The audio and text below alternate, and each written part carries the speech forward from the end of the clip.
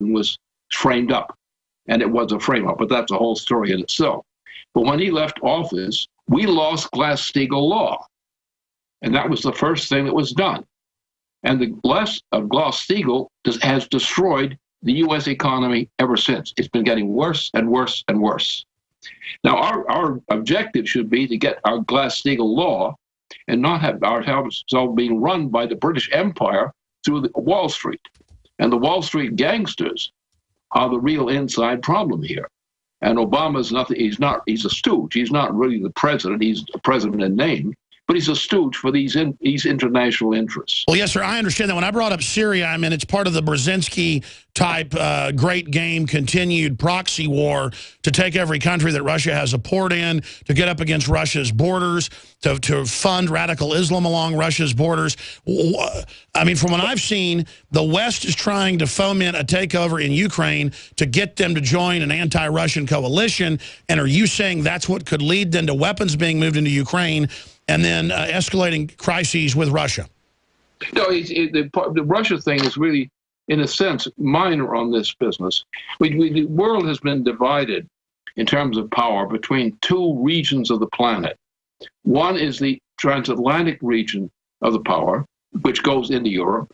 Then you get the area from Belarus on toward Asia, and apart from some terrorist areas in the Eurasian region, that's the alignment. And so therefore you have the British Empire, and Obama's nothing but a stooge for the British Empire. And Wall Street is the key element here. Wall Street is essentially a British intelligence operation. It's a financial one.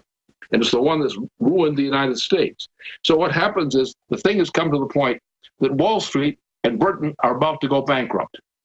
That is, the use of bailout as a policy, which was done actually started with young Bush and it continued with Obama. But bailout has ruined the U.S. economy hopelessly.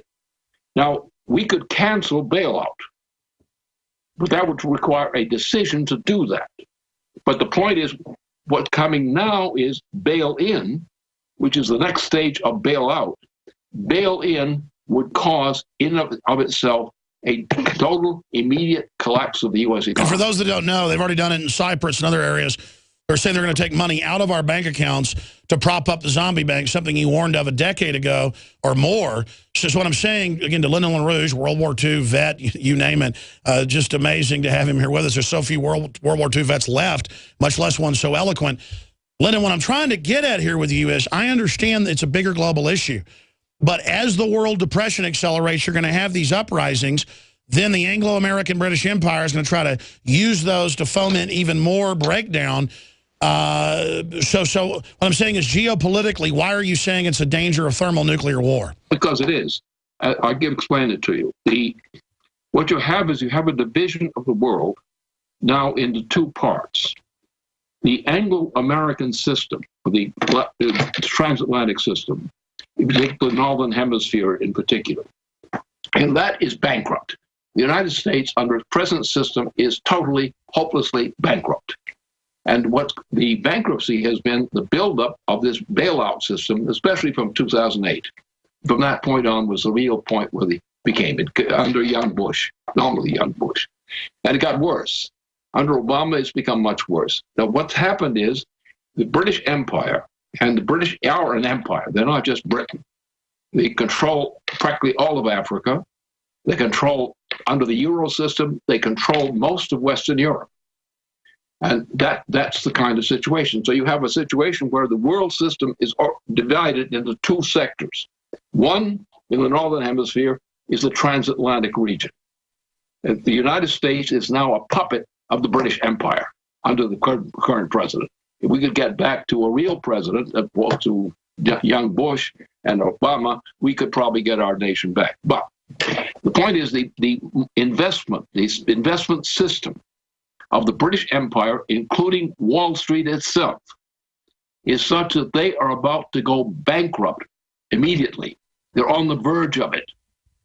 Now, what their option is knowing that the bail-in is coming on. And they do know that bail-in means a general collapse of the U.S. economy. I mean a monetary collapse, not a breakdown, not a depression, a collapse.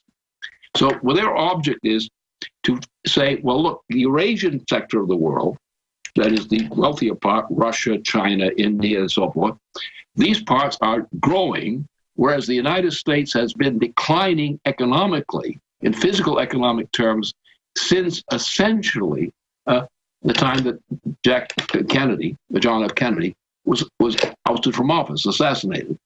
Since that time, and the start of the Indochina War, we have actually, as MacArthur warned about this thing, we have actually been in a process of decline. There has been never any economic recovery in reality in the United States. There are some people who become rich, but you'll find that the employment levels, the quality of life offered to people. Now, and for example, let's take one very good example of this: fracking. Now, I'm sure you're coming from Texas, you know all about fracking. And we know that the fracking, which is a British operation, is now destroying the western part of the United States. It is actually taking, using water, driving it down in order to bring up gas. And the gas they're bringing up is actually destroying the entire region west of the Mississippi. We have the two leading states of the United States, Texas and California, are going into destruction. Now, there's another little complication in this, and there always are complications. In this case, the problem is that the sun, our solar system, has gone through what's called a quiet period. That means that the radiation being supplied to move Earth is less than it was before. And under these conditions, we have the greatest drought in the western part of the United States in probably 500 years. The state of Texas is dying. The industries are being shut down. The same thing is true in California and the other states between. But you take California and Texas, if you knock them out of the U.S. economy, you're going to have a total collapse of the U.S. economy. So therefore, we have a great crisis. It's caused by the policies which have gone through under certain presidents, particularly since Bill Clinton was taken out of office. The rate of collapse has reached such a point, and the hyperinflation under the bailout system has reached such a point that it's now about to blow up. And bail-in will be the trigger which causes an instant collapse. Now, what's the solution then from the standpoint of London and people like that?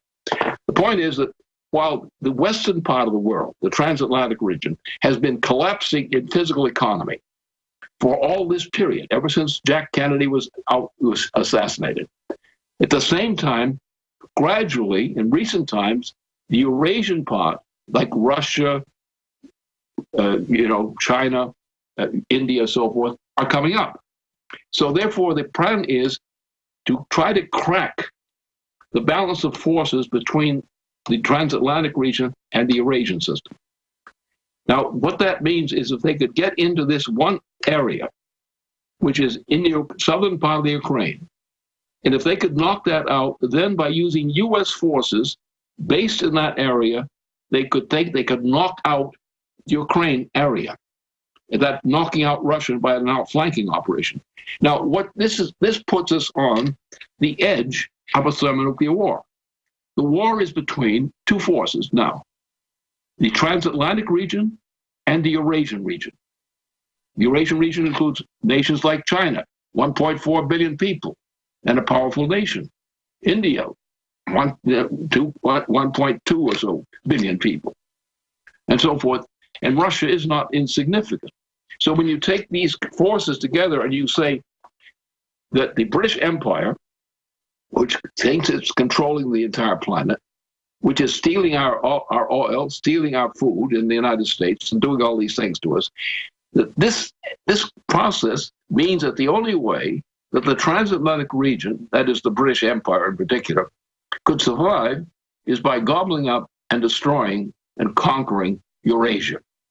Now, when you think about what the military forces are in China, thermonuclear forces, in India, in Russia, you think about the similar kinds of forces in Europe and in the United States.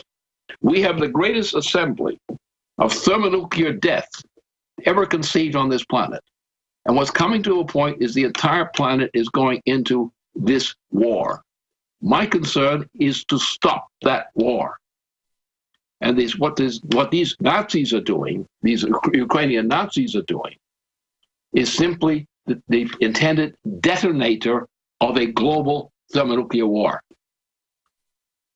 Now, we have people in the United States, including our military, who are against it. My point is, if President Obama, was thrown out of office now, as he should be, for a reason, and I think there are about 20 counts against Obama for violation of the Constitution. He's he can be thrown out of office immediately. He's hyper weak, but the Republican leadership won't do it. Let me ask you this question, because you have a lot of sources. And again, if you're a new listener, the media, the controlled state media will go, oh, Lyndon LaRouche, ha, ha, ha, for 20 years. I did research on LaRouche and would read their publication 20 years ago. But I've read the Washington Post articles, and I'm not kissing up to him. I'm just telling folks he's a very interesting guy. Going back to World War II, doing all sorts of interesting stuff there in the medical corps, from what I read, and connections into OSS. And then suddenly pops up and is giving weekly briefings at the CIA to the director and to presidents, and then the Bushes get jealous of him and have him thrown in jail over a made-up crooked toenail. My issue is he's not a guy that'll brag about himself. He really is interesting, no matter what you think about Lyndon LaRouche. And so much of what he says is just so piercing and thought-provoking.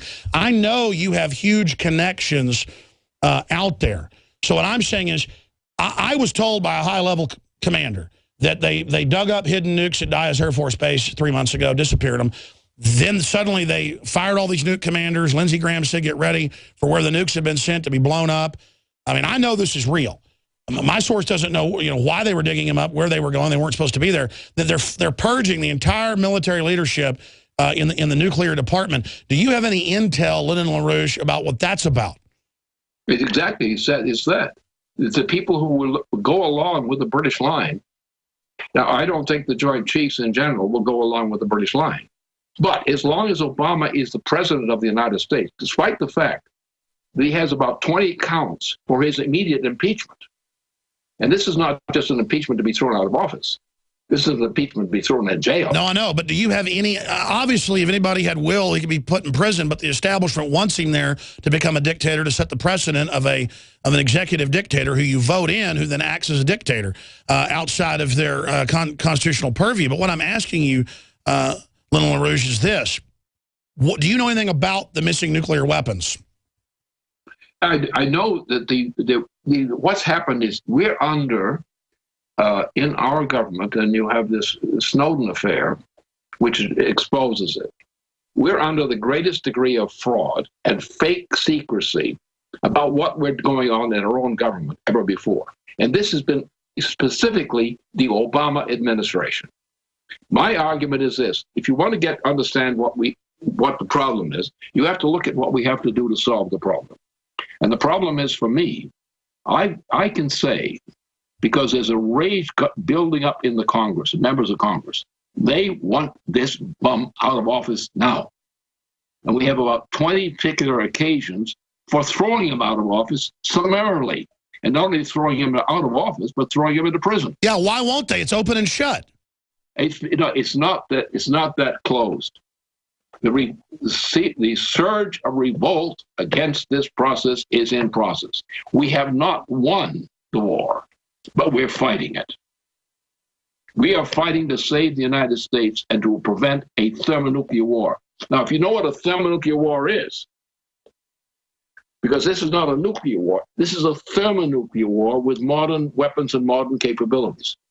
That the minute that war goes to place, and both sides of the power, the transatlantic side and the Eurasian side, they have the greatest concentration of thermonuclear power you ever imagined.